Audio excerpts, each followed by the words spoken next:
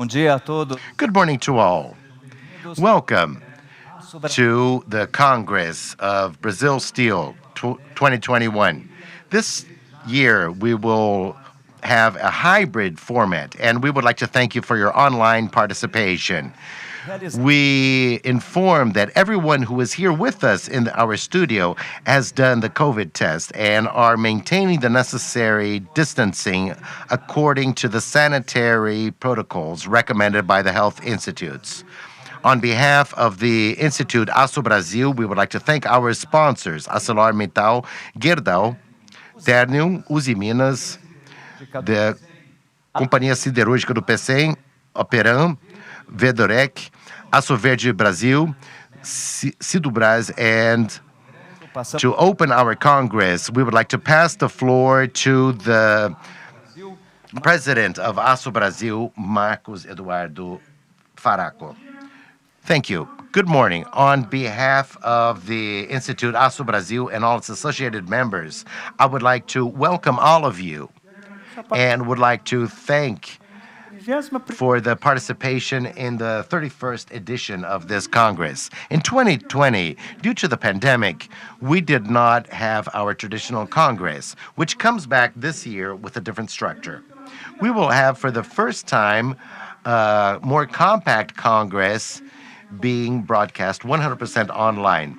We expect that during this morning, we will be able to interact greatly with representatives of our sector, including consumers, suppliers, government, and all stakeholders that watch us to discuss the current business scenario, our challenges, and our sustainability path forward, and also regarding the perspectives for our sector. The current scenario is very different of that at the beginning of the pandemic last year, when all of us were very uncertain as to the impacts of COVID in our country and our business. At that time, the steel sector was operating with just 45% of its installed capacity. There was a very abrupt drop of demand regarding all steel-consuming sectors. As a consequence, we of the steel sector needed to quickly adjust to the reality that was set forth. Due to the government policies, as of May of last year, the purchase orders came back in. And this led the sector to resume the capacities that had been halted, but also expand its production and delivering both in the internal market much more than we were delivering prior to the pandemic. This sector was very quick in making decisions and was very decisive in implementing it properly. The need to recompose inventory in all segments in which we act and also in distribution, together with the resumption of demand, led to a great misalignment of the productive chain, which required great effort of our sector to meet our customer demands. We acted quickly to provide to this new reality, and in a very quick way, we reduced our exports so that we could prioritize the internal market and also our customers here in Brazil. I must highlight that as of the second semester of 2020, besides this scenario, we also had what was called by the press the commodity immune protection. This is something we had not seen since the years of 2000. Involving raw materials, iron, coal, scrap, were significantly increased in price in international markets. This created a strong impact in the cost of our production. Together with this scenario, we also had a strong rearrangement of international prices. In Brazil, this was no different. The more recent projections of Aços Brasil Institute disclosed in July of this year indicate a very promising perspective for this year. We have a projection of raw steel around 14%. Our sales and deliveries to the internal market have an expectation around 19% of growth, and apparent consumption expects to grow over 24% this year. Our expectations are very positive, and after a long period of crisis, we hope and are sure that we are starting a virtuous and long cycle. Consideramos, However, we consider as a priority for this trend to confirm itself, aligned with the industry to which we belong, the importance of recovering the systemic competitiveness of the Brazilian steel sector. This competitiveness is directly linked to what we call the Brazilian cost. And recently it was sized around 1.3 trillion reais as the burden to our competitiveness here in the country. Within this context, we consider as absolutely necessary to have the tax reform, which needs to be broad and provide the balance of tax burdens between sectors. It needs to unburden exports and needs to simplify taxes, which affects our competitiveness so much. Here in Brazil, we have many competitive asymmetries which burden our sector and the entire industrial sector. This needs to be adjusted so that we can compete in a fair way. sempre falamos, As we always have said, within our numbers, we have modern industrial complexes with a very high level of excellence. mostrou fundamental Society has proven to be essential in fighting the pandemic, and the steel sector is always very keen on ESG. We have important work underway, and we have talked to authorities as to our role and the paths forward so that solutions and technology can be implemented and improve our environmental and social performance. As part of this agenda, I have the pleasure of announcing today that we are launching the sustainability report for the sector. This is an initiative of the Institute Aços Brasil and is disclosed every 2 years. Due to an exception, this year we are compiling data for the last 3 years due to the pandemic that we are crossing. In it, you will find the main statistical data for our sector and a summary of our efforts regarding sustainability. I would like to invite all of you to watch a brief video of the report that we are presenting today.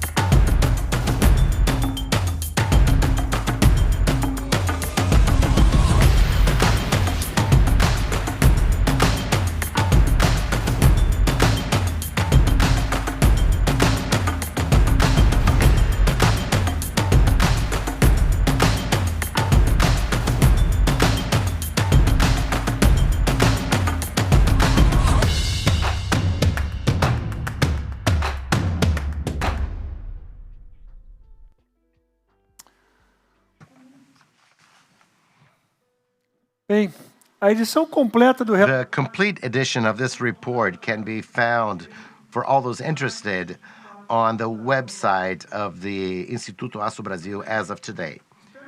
I hope I have perked your interest to follow the presentations this morning, and would like to invite you now to actively participate with us in the discussions that will occur in both panels of this Congress of Aço Brasil. I remind you that all members can forward your questions by means of our transmission platform so that we can answer them within the available time during our debates. At this time, we have over 2,500 people connected. Once again, I would like to thank all of you for your participation and wish you a wonderful Congress. Thank you very much. Bom dia. Good morning. Initially, I would like to thank for this great invitation to open this Congress, Aço Brasil 2021, an important event of the Steel Institute promoted by Instituto Aço Brasil. Brazil has faced the COVID pandemic, which affected several countries around the world and caused the greatest global recession since World War II. But our economy shows a great strength, great resilience, and has counted on the steel industry. This industry from January to August produced more than 24 million tons, 29.2% growth when compared to the 8 first months of last year. We have seen growth in internal sales and apparent consumption of steel products, and this is an indicator that precedes others. So this means that as steel grows, we will also observe the growth of our GDP. The steel industry has met Brazil's demands, has met its customers' demands, and today at higher levels than prior to the pandemic. Our mission in the Ministry of Infrastructure is to make the demand for steel to grow and for more steel to be produced. And we will do this by means of investments in infrastructure. The government of President Bolsonaro has auctioned the highest number of airports and auctioned the lease of ports, 29 to be specific, and signed adhesion contracts for private terminals and also railroads, and will also grant concessions of highways. We are Forma da gente fazer a provisão da infraestrutura. Growing infrastructure by means of private capital, and this is how we can do this in the best possible way in our country. We already had 79 successful auctions and over 80 billion reais of investments that have been hired. The journey does not stop here.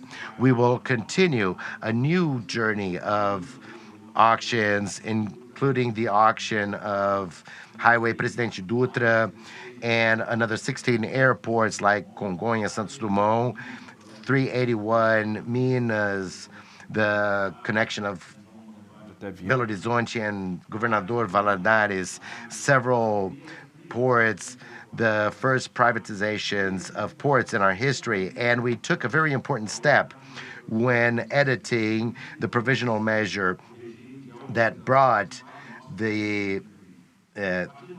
this into our legal framework.